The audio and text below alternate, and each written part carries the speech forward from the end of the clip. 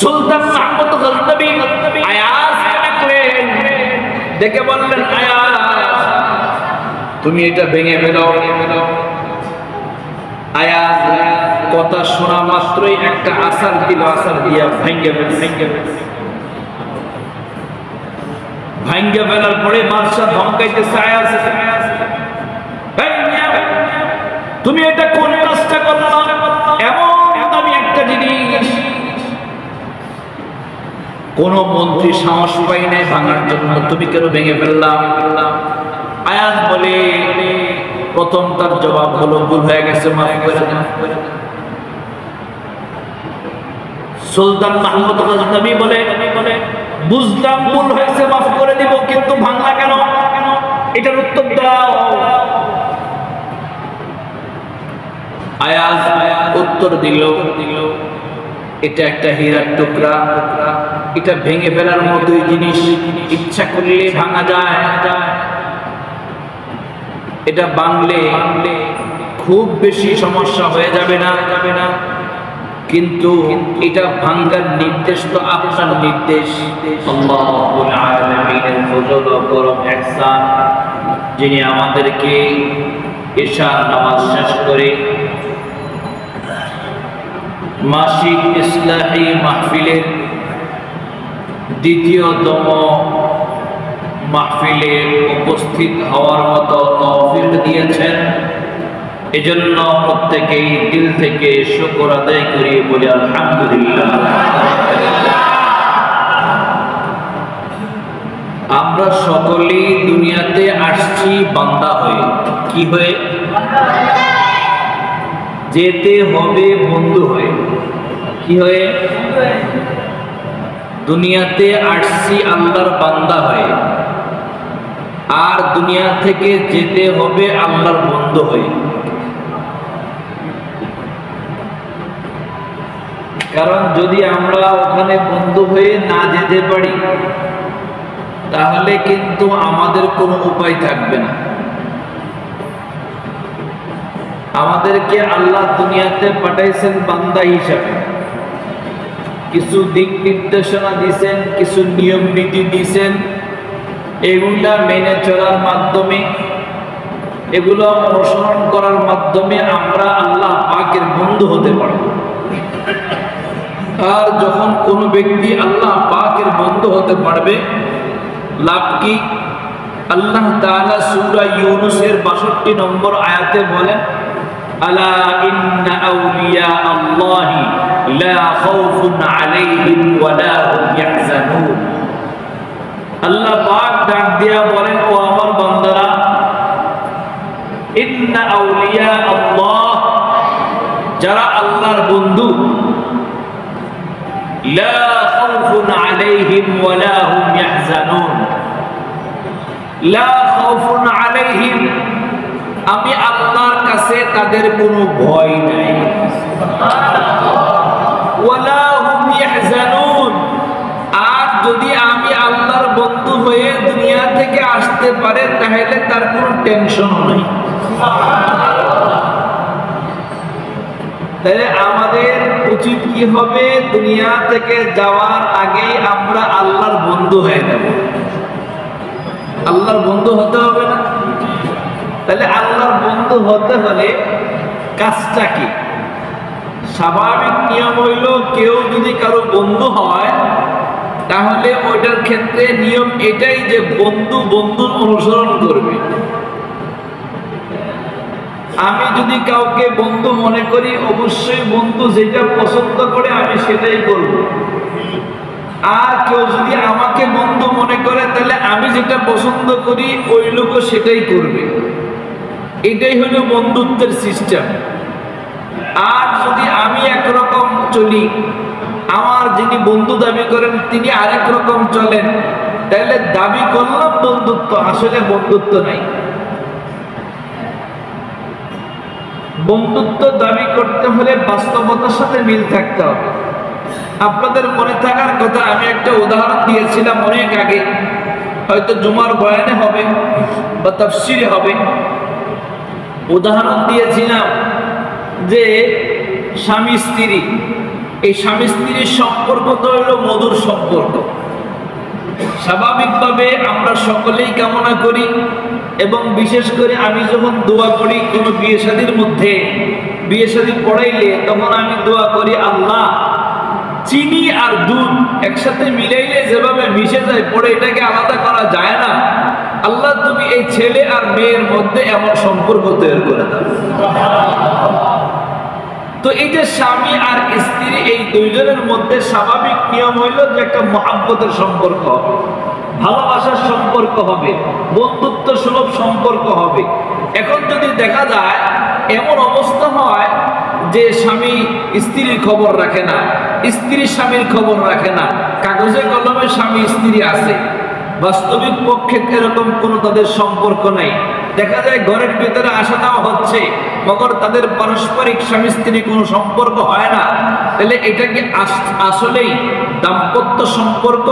এটা কি আসলেই স্বামী স্ত্রীর সম্পর্ক নাকি ভিন্ন কিছু? অবশ্যই স্বামী স্ত্রী কেবল নাম মাত্র আছে, বাস্তবে নাই। স্বামী চাকরি করে আসছে, উদাহরণস্বরূপ বলছিলাম, স্বামী চাকরি করে আসছে, স্বামীর শরীর ক্লান্ত, এখন স্বামী বলতেছে মাথায় একটু তেল দিয়ে দাও, বউ উত্তর দিচ্ছে তুমি তো আমার স্বামী, আই লাভ ইউ, তোমাকে আমি ভালোবাসি, মাথায় তেল দিতে পারবো না।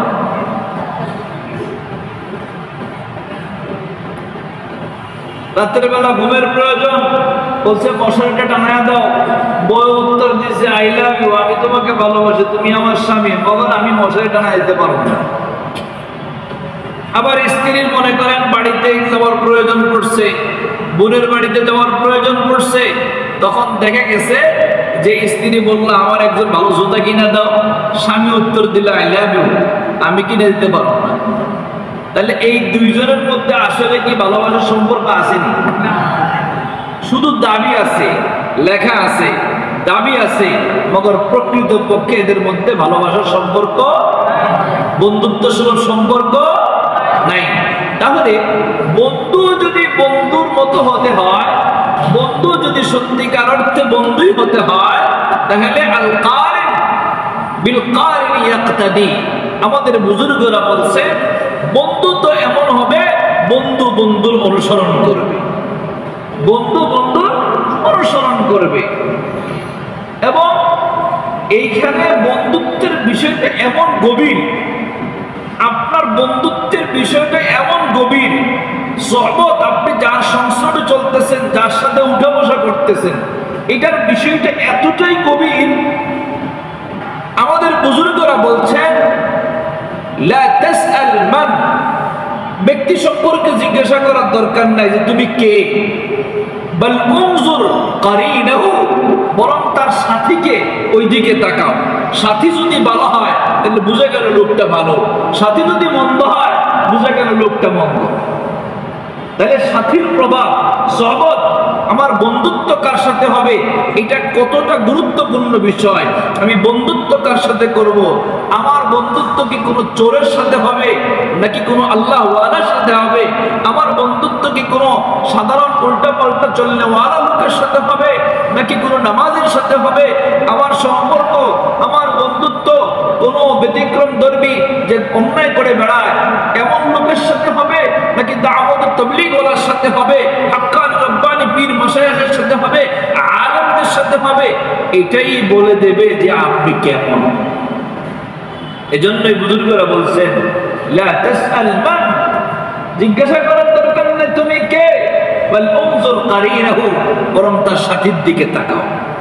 এজন্যই তো আমাদের বুজুর্গরা বলছেন সহবত, সংস্রব, এটার এত দাম, এত দাম, এত দাম যে সহবতের কারণে একটা দেখা যায় মাটিও পরশ পাথরে পরিণত হয়ে যায়।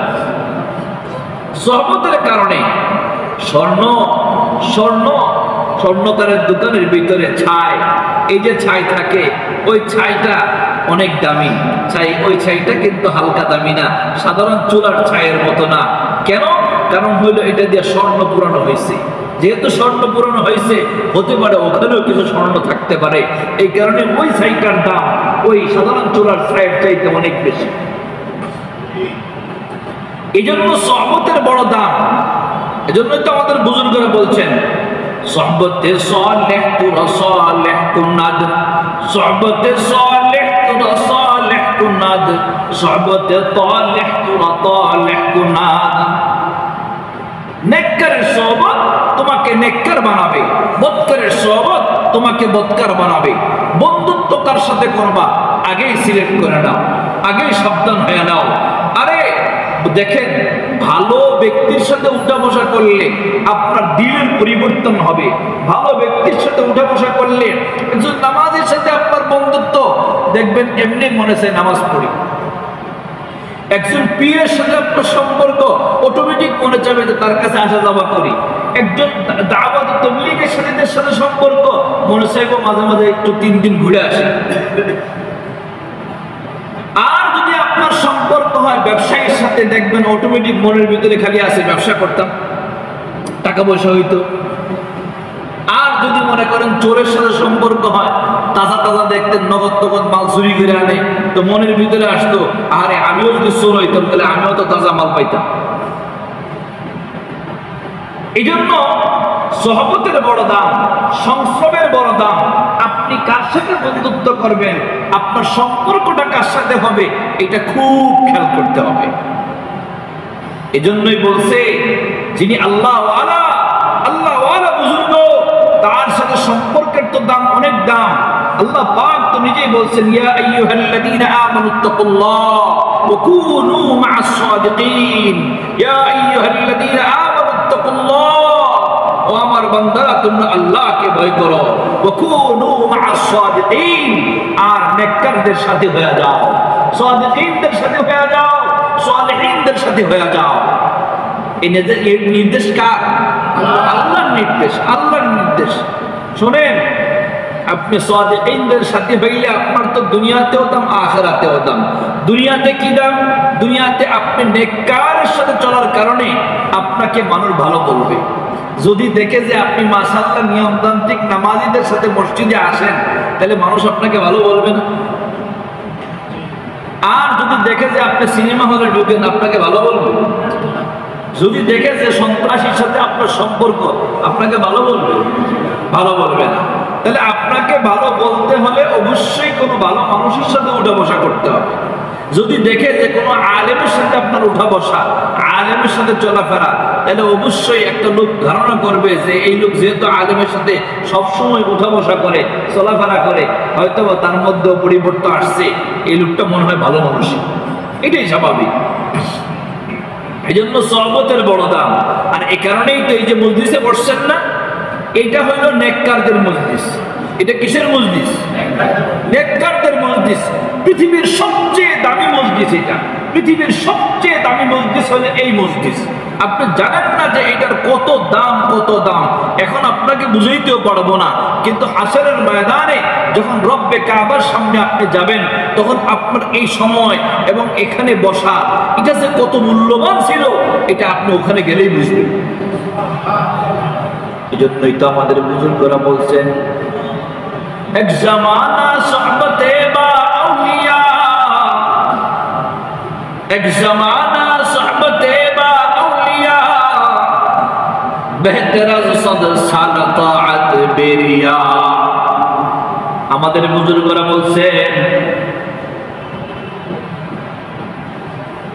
আল্লাহ ওয়ালাদের এক মুহূর্তের সোহবত, বুজুর্গদের এক মুহূর্তের সোহবত, বেহতর আজ সদ সাল তাআত বেরিয়া। 1000 বছর, 1000 বছর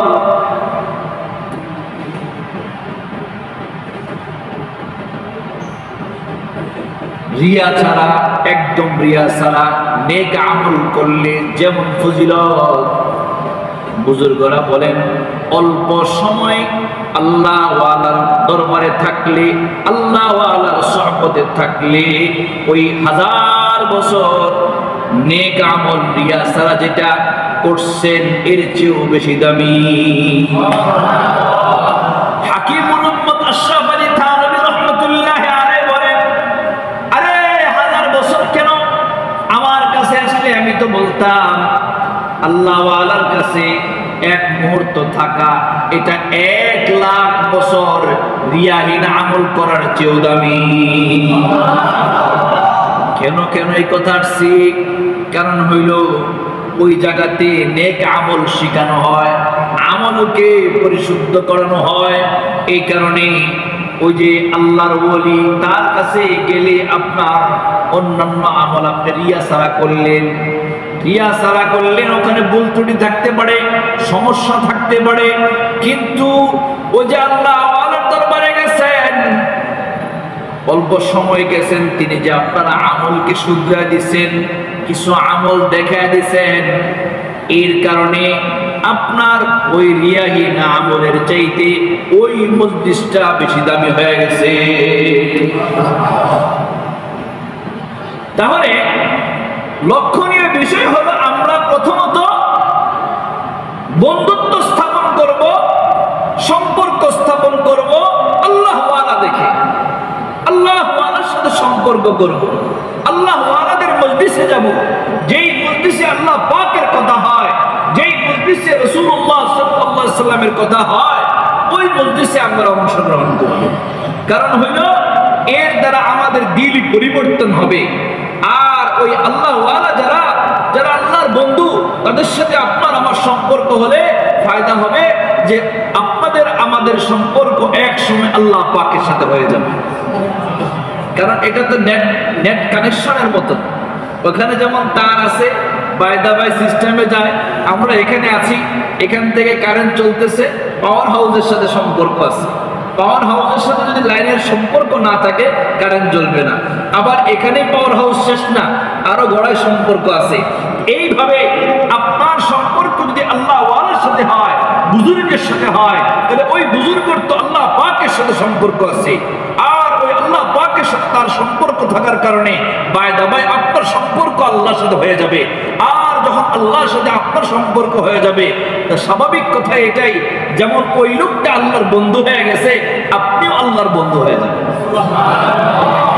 আর আপনি যদি আল্লাহর বন্ধু হয়ে যান, আমি যদি আল্লাহর বন্ধু হয়ে যায়, আল্লাহ পাক ঘোষণা করছেন, আলা ইন্না আউলিয়া আল্লাহ, আলা ইন্না আউলিয়া আল্লাহি লা খাউফুন আলাইহিম ওয়া লা হুম ইয়াহজানুন। শোনো, আল্লাহর বন্ধু যারা, আল্লাহর ওলি যারা, যারা আল্লাহর ওলি, তাদের কোনো ভয় থাকবে না, কিয়ামতের দিন কোনো টেনশন থাকবে না। কেন থাকবে না? কারণ যখন আপনি আল্লাহর বন্ধু হয়ে যাবেন, আপনার সার্বিক বিষয় দেখাশোনা করবেন কে? এই ভারতবর্ষের বড় এক সময়ের বাদশাহ, প্রভাবশালী বাদশাহ এবং বুজুর্গ সুলতান মাহমুদ গজনবী, নাম শুনছেন না? এই সুলতান মাহমুদ গজনবী রহমতুল্লাহ আলাইহি বড় বুজুর্গ ছিলেন। আগের জামানার মধ্যে এরকম বহু বাদশাহ ছিলেন যারা খুব বুজুর্গ ছিলেন, আল্লাহ ওয়ালা ছিলেন। এই জামানায় তো বাদশাহ ভালো পাওয়া, বুজুর্গ পাওয়া একেবারেই দুরূহ ব্যাপার, কঠিন ব্যাপার। সে নামাজই তো পড়তে চায় না, আর বুজুর্গ তো বড়ের কথা। তো সুলতান মাহমুদ গজনবী রহমতুল্লাহ আলাইহি, উনি ওনার একটা গোলাম আছে, নাম হলো আয়াজ। কি নাম? এই আয়াজকে খুব মহব্বত করে, আয়াজকে মহব্বত করে বাদশার দরবারে, সুলতান মাহমুদ গজনবীর দরবারে এমপি, মন্ত্রী, প্রধানমন্ত্রী যারা আছে সবাই শুধু সমালোচনা করে বাদশা, যে বাদশার খায়া কাম নাই, মহব্বত করার কত জায়গা আছে, কত আমরা কত কাজ করে দিই, আমাদেরকে মহব্বত না করে দেখা যায় সব সময় ওনার দিলের টান ওই আয়াজের দিকে, এরকম একটা গোলামের দিকে টান। কেন এরকমটা? বাই এই আওয়াজটা বাদশার কান পর্যন্ত গেছে। বাদশার কান পর্যন্ত যাওয়ার পরে বাদশাহ অপেক্ষায় আছেন কবে এটার পরীক্ষা নেবেন এবং কবে এটা সবাইকে বুঝাবেন। হঠাৎ করে একদিন বাদশার কাছে দামি একটা হীরা আসছে। এই দামি হীরা আসার পরে বাদশাহ সবাইকে মজলিসে ডাকছেন। বাদশাহ দরবারে সবাইকে ডাকলেন। ডাকার পরে বাদশাহ প্রধানমন্ত্রীকে ডেকে বলেন, বাদশাহ বলতেছেন, মন্ত্রী দেখেন তো এটা কি জিনিস। মন্ত্রী বলে এটা তো হীরা। কেমন এটা? মন্ত্রী বলে, প্রধানমন্ত্রী বলে খুব দামি জিনিস, দেখতেও খুব সুন্দর, এমন জিনিস পাওয়া দুরূহ ব্যাপার। বাদশাহ বলে, সুলতান মাহমুদ গজনবী রহমতুল্লাহ আলাইহি তিনি বলেন আপনি এটাকে আসার দেন, আসার দিয়ে ভেঙে ফেলেন। প্রধানমন্ত্রী চিন্তা করল, বাদশাহ এটা মনে হয় আমার পরীক্ষার জন্য বলতেছি, এমন কাজ করা কোনোভাবেই ঠিক হবে না। প্রধানমন্ত্রী বলে, বাদশাহ এটা আমার পক্ষে সম্ভব না, এমন দামি একটা জিনিস এটা আমি ভেঙে ফেলবো, এটা আমার পক্ষে সম্ভব না, আমাকে মাফ করবে। এরপরে সুলতান মাহমুদ গজনবী আরেকজন মন্ত্রীকে ডাকলেন, ডেকে বললেন এটা আপনি ভাঙুন। ওই মন্ত্রীও অপারগতা প্রকাশ করলো। এভাবে একজন দুইজন নয়, মন্ত্রী পরিষদের যত মন্ত্রী ছিল সকলকেই বাদশাহ এই যে সুলতান মাহমুদ গজনবী রহমতুল্লাহ আলাইহি সকলকে বললেন তোমরা এটা ভাঙো ভাঙো।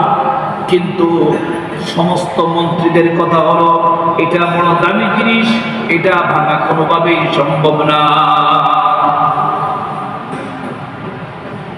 এরপরে সুলতান মাহমুদ গজনবী আয়াজকে ডাকলেন, ডেকে বললেন আয়াজ তুমি এটা ভেঙে ফেলো। আয়াজ কথা শোনা মাত্রই একটা আসার দিল, আসার দিয়া ভেঙে ফেলছে। ভেঙে ফেলার পরে বাদশাহ ধমকাইতেছে আয়াজকে, তুমি এটা কোন কাজটা করলো? এমন দামি একটা জিনিস কোন মন্ত্রী সাহস পাই নাই ভাঙার জন্য, তুমি কেন ভেঙে ফেললাম? আয়াজ বলে, প্রথম তার জবাব হলো ভুল হয়ে গেছে, মাফ করে দেন। সুলতান মাহমুদ গজনবী বলে, বুঝলাম ভুল হয়েছে, মাফ করে দিব, কিন্তু ভাঙলা কেন? এটার উত্তর দাও। আয়াজ উত্তর দিল, এটা একটা হীরার টুকরা, এটা ভেঙে ফেলার মতোই জিনিস, ইচ্ছা করলে ভাঙা যায়।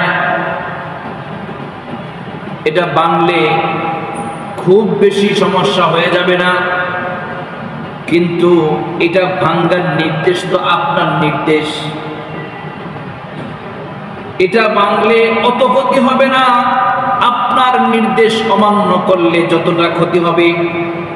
আমি এটা ভেঙেছি কারণ ওটা আপনার নির্দেশ। এটা ভাঙ্গা দোষণীয় নয়, কিন্তু আপনার মন ভাঙ্গা দোষণীয়। বুঝেননি? সুলতান মাহমুদ গজনবী তখন বলে, কে মন্ত্রী মহোদয়রা কি বুঝলেন? আপনাদের তো প্রশ্ন কেন আয়াজকে আমি মহব্বত করি, আপনাদেরকে নির্দেশ করলাম, আপনারা তখন বুদ্ধি খুঁজেন, তখন বিবেক খাটান, যুক্তি তালাশ করেন কেমনে ভাঙবেন না ভাঙবেন। আর ওকে বললাম কোনো যুক্তি নাই, কোনো কথা নাই, নির্দেশ আমার, বাস ভেঙে বলছে। কোনো চুচারা নাই, কোনো কথা নাই, নির্দেশ আমার, ভেঙে ফেলছে। এই কারণে আমি ওকে মহব্বত করি। ঠিক এমনি ভাবে আমরা যদি শরীয়তের বিধানের ব্যাপারে যুক্তিকতা না দাঁড় করাইয়া বরং আল্লাহর হুকুম, কোনো কথা নাই, মানতে হবে।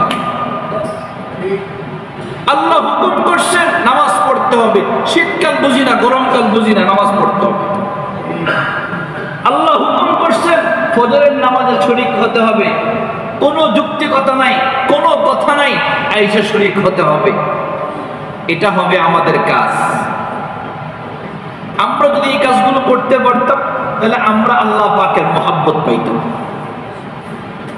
কিন্তু আজকে মহব্বত না পাওয়ার পেছনে বড় কারণ আমরা যুক্তি দেখাই, যুক্তি আর তর্কের মধ্যে আমরা আমাদের সব কিছুকে নষ্ট করে ফেলতেছি। তালাশ করে দেখবেন আমরা কিন্তু পেরেশানির মধ্যে থাকি।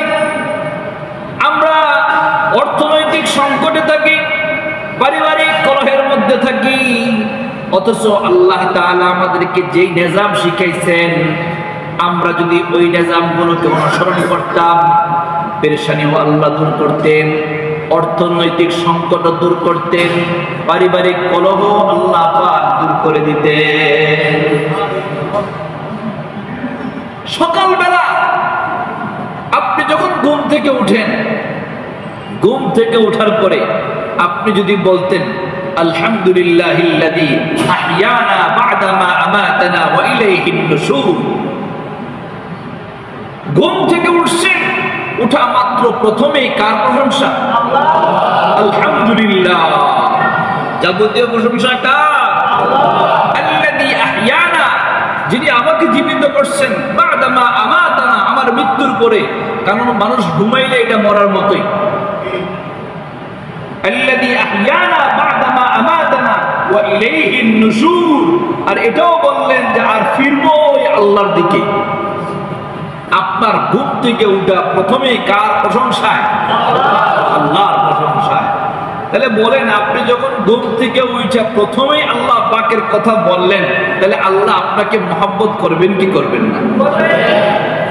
আল্লাহর সাথে মহব্বত কেমনে জুড়বে, এটা একটু কথাবার্তা বলি। অল্প বেশি লম্বা কথা বলবো না, মানে একেবারে অল্প কথা। আমাদের বন্ধুত্ব দরকার কার সাথে? আমরা দুনিয়াতে আসছি কি হইয়া? যাইতে হবে কি হইয়া? এটা খেয়াল রাখবেন, আমাদের একটা মৌলিক কথা। আমরা দুনিয়াতে আসছি বান্দা হয়ে, যেতে হবে বন্ধু হয়ে। তো এই যে বন্ধুত্ব স্থাপন করব, করার ক্ষেত্রে বন্ধুর অনুসরণ, বন্ধু যা বলবে তা মানতে হবে। আমার বন্ধুত্ব হবে কার সাথে? আল্লাহর সাথে বন্ধুত্ব হতে হলে আল্লাহ পাকের হুকুমগুলো মানতে হবে না? এক নাম্বার, এই যে ঘুম থেকে উঠেই আল্লাহ পাকের প্রশংসা করা। এরপরে আপনি পুরুষ মানুষ, আমি পুরুষ মানুষ, বালেগ মানুষ, আমরা মসজিদে ঢুকব, নামাজ পড়বো ফজরে। মসজিদে ঢোকার সময় কি দোয়া পড়বেন? আল্লাহুম্মা ফতাহ লি আবওয়াবা রাহমাতিক। আমার সাথে পড়েন, আল্লাহুম্মা ফতাহ লি। আমার সাথে আবার সুন্দর করে, আমি যতটুকু বলি ততটুকু বলবেন, আল্লাহুম্মা ফতাহ লি, আল্লাহুম্মা ফতাহ লি আবওয়াবা রাহমাতিকা, রাহমাতিকা, আল্লাহুম্মা ফতাহ লি আবওয়াবা রাহমাতিকা। এই যে পড়ছেন, আপনি কি জানেন কি অর্থে? আজীব কথা, আপনি খেয়াল করেন। কিন্তু আপনার আমার সবার দরকার রহমত। আপনার আমার দুনিয়াতে বেঁচে থাকার জন্য রহমত দরকার আছে না নাই? একটু বড় হয়েছে। দেখেন, আজকে স্বামী স্ত্রীর একটা মধুর সম্পর্কের জন্য রহমত দরকার কার? আমরা খানা খাই, মনে করেন খানা সব সামনে আছে, কিন্তু এটা মুখে দেওয়ার পরেও গলায় আটকে যেতে পারে কি পারে না? তাহলে আল্লাহর রহমত ছাড়া গলার ভিতরে ঢুকবে? আচ্ছা, গলার ভিতরে ঢুকছে, পেটে ঢুকছে, তারপরে পেট থেকে যদি বের না হয়, আপনি অসুস্থ হবেন কি হবেন না? এমনকি যদি একবারে বের হওয়া বন্ধ হয়ে যায়, তাহলে মারা যাবেন কি যাবেন না? তাহলে পেটে ঢোকা, মুখে খাবার সামনে, তারপরেও পেটে ঢোকা, এখানে আল্লাহর রহমত। পেট থেকে বের হওয়া, এখানেও আল্লাহর রহমতের প্রয়োজন। একবার ভাববেন, শুধু খাবারের কথা বললাম, আপনার খাবার ইন্তজাম করার জন্য, ব্যবস্থা করার জন্য কার রহমত দরকার? ওই যে এক মহিলা বলছে, মনে করেন মুরগি রান্না করতেছে, এখন ছেলে বলে, আজকে খুব মজা করে খাবো, আম্মা মুরগি রান্না করতেছে। এখন মা বলতেছে, আল্লাহ যদি খাওয়ায় তাইলেই খাওয়া। এরপরে জবাই টবাই করলো, করার পরে এখন মনে করেন যখন তরকারিতে বসাইছে রান্না করতে, ছেলে গিয়া কয়, আজকে খুব মজা করে খাবো। মা একই কথা, বাবা আল্লাহ যদি খাওয়ায় তাইলেই খাবো। মনে মনে রাগ হইতেছে ওলা। এরপরে যখন মনে করেন রান্না বান্না করছে, ঘরে নিয়ে আসছে, এখনো একই কথা, মা এখন তো খাবার ঘরে চলে আসছে, এখন কি খাবো না, আজকে মজা করে খাবো। এখন আমার একই কথা, বাবা আল্লাহ যদি খাওয়াই তাইলেই খাবো। এরপরে তখনও ছেলে চুপ, মেজাজ কিন্তু খারাপ হইতেছে, কিন্তু কিছু বলতেছে না। এরপরে এক পর্যায়ে যখন তার সামনে খানা দিছে, দেওয়ার পরে প্লেটে ভাত গোশত, এখন ছেলে বলতেছে মা এখন কি বলবা, এখন তো আমার সামনে খানা, এখন তো আমার সামনে গোশত, এখন তো মজা করেই খাবো। মা বলতেছে বাবা আল্লাহ যদি খাওয়ায় তাইলেই খেতে পারবা। বারবার এই কথা বলাতে ছেলের কাছে মেজাজ খারাপ হয়ে প্লেট ধরে ভিক্ষা মারছে বাইরে।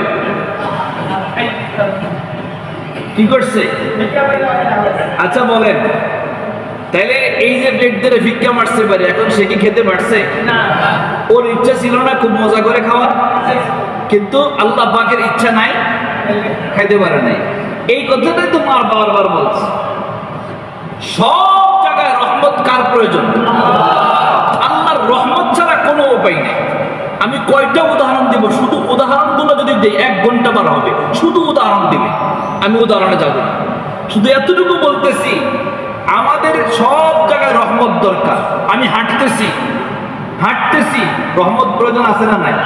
আজকে সকালের কথা বলি, আমি সকালবেলা ইচ্ছা করছি ফজরের উপরে হাঁটতে বের হবো, কিন্তু হঠাৎ করে আমার ইউরিক অ্যাসিড সমস্যা আছে পায়ে। তো সকালবেলা বাসা থেকে বের হচ্ছি, এমন সময় হঠাৎ করে গোড়ালির মধ্যে ব্যথা শুরু। খুব সেফ করে করে পা ফালাইছি, আইসা আস্তে ধীরে ফজরের নামাজ পড়াইছি। নামাজ পড়ায় তারপর রুমে গেছি, দেখি এখনো ব্যথা। ইচ্ছা ছিল হাঁটবো, কিন্তু পায়ে ব্যথা, সুতরাং হাঁটার ব্যবস্থাপনা আছে আমার?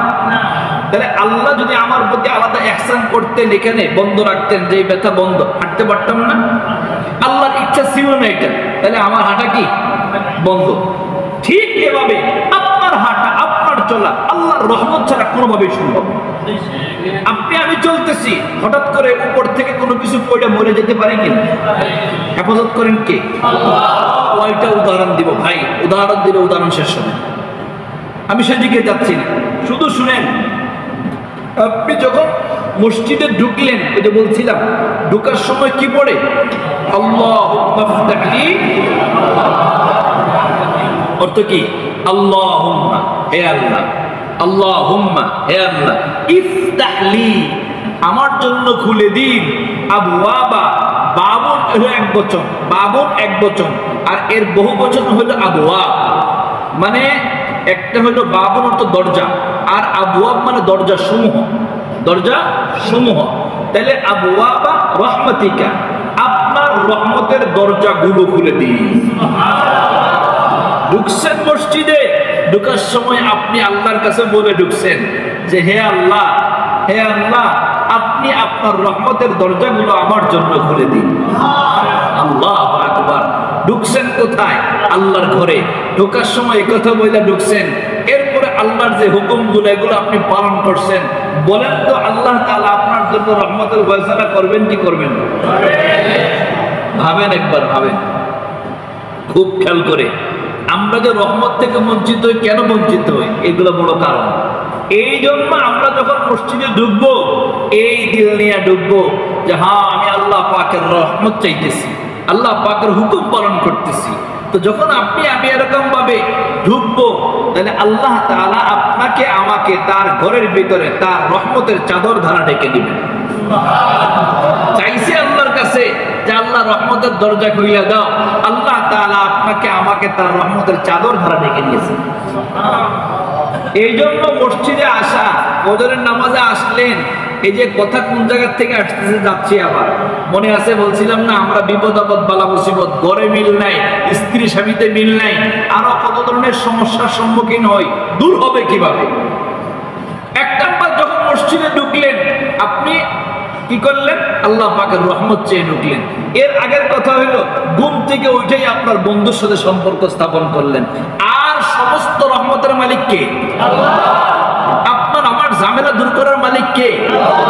আপনার আমার সুসম্পর্ক গড়ে তোলা, পারিবারিক ভাবে, সামাজিক ভাবে, ঘরের ভিতরে সন্তানের সাথে, স্ত্রীর সাথে, এগুলার মূল মালিক কে? আল্লাহ। হ্যাঁ, তাহলে আমরা ওই আল্লাহর হুকুম মেনে মানে ঘুম থেকে উঠছি, শুরু করছি দিন, এরপরে আবার মনে করেন মসজিদে ঢুকছি, আল্লাহর ঘরে ঢুকছি, আল্লাহর রহমতের জায়গার ভিতরে ঢুকছি, আল্লাহর কাছে রহমত চায়া ঢুকছি। তাহলে এই যে আমাদের একটা অবস্থা চলতেছে ফুল রহমতের ভিতরে, আপনি যখন নামাজে দাঁড়াবেন, নামাজে দাঁড়ানোর পরে, নামাজের কথা অনেক লম্বা কথায় দিয়ে যাইতে পারবো না, তবে এতটুকু সংক্ষেপে বলি, নামাজও আমাদের বড় খুশু খুজুর সাথে হওয়া উচিত। আমরা নামাজে দাঁড়াই, আমাদের নামাজের মধ্যে বড় বেখেয়ালি থাকে, নামাজে দাঁড়াইলে বড় বেখেয়ালি থাকে। মনে আছে আপনাদের বলছিলাম ওই যাত্রাবাড়ি এক দোকানদারের কাহিনী, যাত্রাবাড়িতে বেচারা দোকানদারি করে, তো এখন মনে করেন নামাজের মধ্যে একদিন ভুল হয়ে গেছে, এশার নামাজে তো ভুল হয়েছে, ইমাম সাহেব সালাম ফিরিয়ে দিচ্ছে, কয়েকজন দাঁড়ায় গেছে, হুজুর 3 রাকাত হয়েছে, আর একজন বলতেছেন না 4 রাকাতে বুড়া হয়েছে, হুজুর পড়াইছে, কোনো কথা নেই। এখন একজন দাঁড়াইছে, হুজুর আমি নিশ্চিত বলতে পারি 3 রাকাত হয়েছে। কেমনে আপনি নিশ্চিত কিভাবে বললেন? পরে সে দাঁড়ায় বলছে, হুজুর আমার 4টা দোকান আছে, আমি এশার নামাজে প্রতিদিন দাঁড়ায় দাঁড়ায় এক এক রাকাতে এক এক দোকানের হিসাব মিলাই, আজকে 3 দোকানের হিসাব মিলাইতে পারছি, আর একটা মিলাইতে পারি না। তো যেহেতু আর একটা মিলাইতে পারি না, তার মানে রাকাত কয়টা হয়েছে? তাহলে আমাদের নামাজ তো এই অবস্থা, আমাদের নামাজের হলে এই অবস্থা। আমরা নামাজে দাঁড়ায় হিসাব করি বাসা, আমরা নামাজে দাঁড়ায় হিসাব করি গুলিস্তানের, আমরা নামাজে দাঁড়ায় হিসাব করি ফলাফল কয়টা মরছে আজকে, নামাজে দ্বারা হিসাব করি আন্দোলন কোন পর্যায়ে আছে, কি শেখ হাসিনা পদত্যাগ করবে নাকি করবে না, আমাদের যেগুলো মাথার ভিতরে ঘুরছে বিভিন্ন সময় অবস্থা বেঁধে আর কি বললাম যে এগুলো আমাদের মাথার ভিতরে পুরো দুনিয়া ঢুকে থাকে, পুরো দুনিয়া ঢুকে থাকে। অথচ নামাজ হতে হবে এমন, মৌলানা তারেক জামিল সাহেবের নাম তো শুনছেন, মৌলানা তারেক জামিল তার কিতাবের মধ্যে লিখছেন, নাইমুদ্দিন বাঙ্গালী, নাইমুদ্দিন বাঙ্গালী এই লোকের কথা লিখেন। মৌলানা তারেক জামিল প্রথমত জেনারেল ছিলেন, বাংলা শিক্ষায় শিক্ষিত ছিলেন। তিনি বলেন নামাজের প্রতি অতটা মনোযোগ ছিল না আমার, আর বাংলায় শিখছি কারণ আমার বাবা, আমি যখন এটাও বলছেন, আমি যখন স্কুল ছেড়ে মাদ্রাসার দিকে যাই, আমার আব্বা আমার সাথে কথা বন্ধ করে দিয়েছিল। কারণ হইল এটাই আমাদের স্বাভাবিক নিজাম, আমরা মনে করি ছেলেটা মাদ্রাসায় ঢুকছে মানে সব শেষ, এটা আর কামের হইল না, এটার কোনো কাজের না। স্কুল কলেজে পড়তো, ভালো হইতো, অনেক যোগ্যতা সম্পন্ন হইতো, এটা কাজে লাগতো, এটা আমরা মনে করি আর কি, কিন্তু আসলে এটা মনে করা ঠিক না। যাই হোক, বলতেছিলাম মৌলানা তারেক জামিল কি বলে। মৌলানা তারেক জামিলের বক্তব্য হলো, আমি ওই সময় ঠিক মতো নামাজও পড়তাম না, নামাজের প্রতি অতটা আগ্রহ ছিল না, স্কুলে পড়তাম, কলেজে পড়তাম। নইমুদ্দিন বাঙ্গালী বা নাইমুদ্দিন বাঙ্গালী এ আবার দাওয়াত তাবলীগের কাজ করতো ভিতরে ভিতরে, অর্থাৎ দাওয়াত দিত মানুষকে নামাজের জন্য, আমলের জন্য। মৌলানা তারেক জামিল বলেন, শুধু দেখতাম, কিছু বলতাম না, কিন্তু একদিন আমি দেখলাম সে নামাজে দাঁড়াইছে। তার নামাজে দাঁড়ানো, নামাজের মধ্যে রুকু করা, নামাজের মধ্যে সিজদা করা এবং নামাজের মধ্যে তার একাগ্রতা এত সুন্দর ছিল, তখন আমার দিলে বলছে ও যেই কথাগুলোর দাওয়াত দেয় আসলে এই কথাগুলো সঠিক বেঠিক হতে পারে না। তখন আমি ভাবলাম তার কথাগুলো শুনি এবং তার কথা একটু আমল করি। মৌলানা তারেক জামিল বলেন, ওই নামাজ, তার ওই একাগ্রতার সাথে নামাজ আমার দিলের পরিবর্তন করে আসছে। তাহলে আমরা মসজিদে আসি ঠিক, মগর রহমত, আল্লাহর রহমতের ভিতরে থাকি, রহমতের চাদরের ভিতরে থাকি, কিন্তু আল্লাহ পাকের রহমত নেওয়ার নিজাম আমরা বুঝি না। প্রধানমন্ত্রীর দরবারে গিয়া যদি আমরা বেখেয়ালি থাকি, তাহলে প্রধানমন্ত্রীর কাছ থেকে কোনো মূল্যায়ন পাবো? স্বাভাবিকভাবেই পাবো না। তাহলে প্রধানমন্ত্রীর কাছ থেকে মূল্যায়ন পাইতে হলে কাজ হইলে আমাদেরকে প্রধানমন্ত্রীর কথাগুলো খুব খেয়াল করতে হবে। যেভাবে ওই নিয়ম তার ভবনে দাঁড়ানোর বা থাকার বা অবস্থান নেওয়ার ঠিক ওই নিয়মে নিতে। দোস্ত আবাব, যখন আপনি আল্লাহ পাকের রহমত চেয়ে মসজিদে ঢুকলেন, আল্লাহ পাকের হুকুম পালন করলেন, খুব সংক্ষেপ না, যেহেতু সময় আমি নির্দিষ্ট সময়ের মধ্যে শেষ করার চেষ্টা করছি।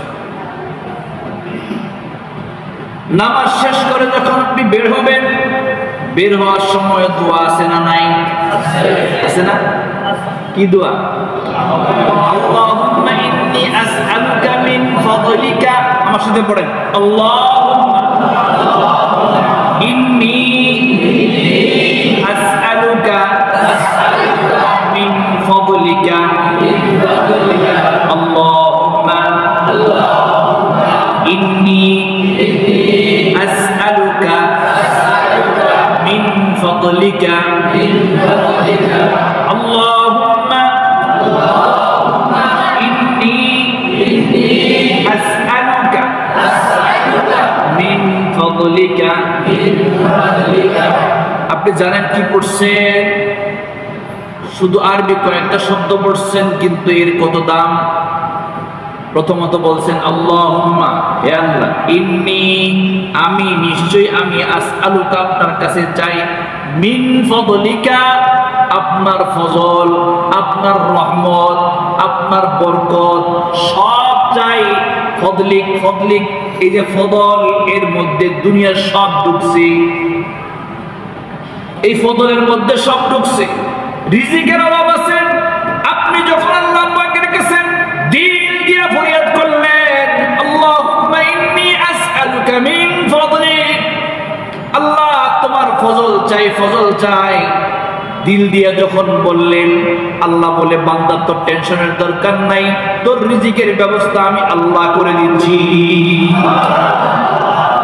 যখন আপনি দিল দিয়ে বললেন আল্লাহুম্মা ইন্নী আসআলুকা মিন ফাদলিক, আপনি পারিবারিক সমস্যায় আছেন, সন্তান আপনার কথা শুনে না, আপনার ছেলে আপনার কথা শুনে না, মেয়ে আপনার কথা শুনে না, পেরেশানির মধ্যে আছেন, আল্লাহ পাক বলেন, বান্দা তুই আমার ফজল চাইছস, তোর টেনশনের দরকার নাই, আমি আল্লাহ তোর সন্তানকে তোর হুকুম মাননেওয়ালা বানায়া দেব। আল্লাহুম্মা ইন্নী আসআলুকা মিন ফাদলিক, দিল থেকে একথা বলে বের হলেন। আপনার সাথে আপনার স্ত্রীর দ্বন্দ্ব আছে, স্ত্রী আপনার কথা শুনে না, আল্লাহ পাক বলেন, বান্দারে তুই যখন আমার কাছে দিল থেকে চাইছস, আমি আল্লাহর ফজল চাইছস, করম চাইছস, আমি আল্লাহ তোর স্ত্রীর সাথে জোর মিল মোহাব্বত সৃষ্টি করে দেব। কোথায় সমস্যা, কোথায় কোথায় সমস্যা, যত সমস্যা আছে দুনিয়া, সব সমস্যার সমাধান আল্লাহ পাক এই এক ফজলের মধ্যে রেখে দিয়েছে।